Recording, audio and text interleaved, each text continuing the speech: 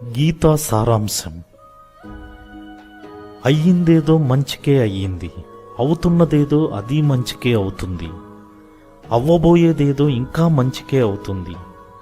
నీవేమి పోగొట్టుకున్నావని నీవు విచారిస్తున్నావు? నీవేమి తెచ్చావని నీవు పోగొట్టుకుంటున్నావు?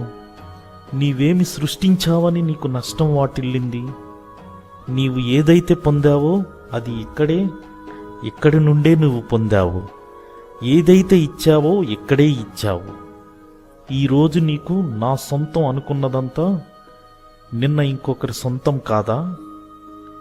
మరి రేపు వేరొకరి సొంతం కాగలదు.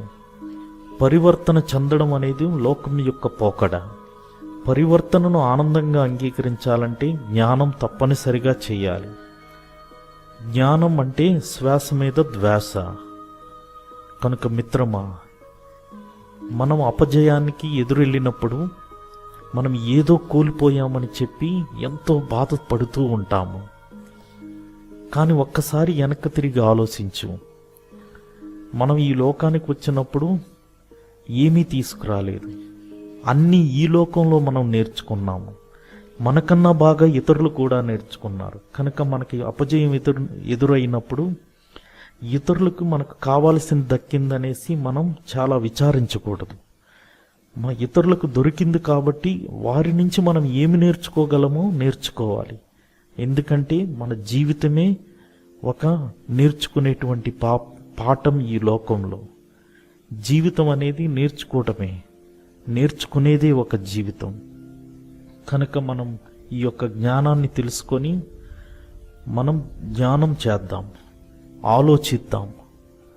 విజయానికి కావలసినటువంటి పై ఎత్తులను ఆలోచిద్దాం. ఇతరులను మోసం చేయకోకుండా నీతి నిజాయితీతో కష్టపడి పనిచేసి కష్టపడి నేర్చుకొని మనం విజయానికి ముందుగా వెళదాం. విజయం అనేటువంటి మెట్లను ఎక్కి ఆకాశంలో ఉన్నటువంటి ఆ ఈశ్వరుడితో మనం మాట్లాడదాం. ఇది మనిషి యొక్క గొప్పతనం. కనుక ఈ లోకంలో నువ్వు ఏదన్నా పోగొట్టుకున్నప్పుడు బాధపడకు. ఎందుకంటే ఈ లోకానికి నువ్వు వచ్చినప్పుడు ఏమీ తీసుకురాలేదని గుర్తుపెట్టుకో.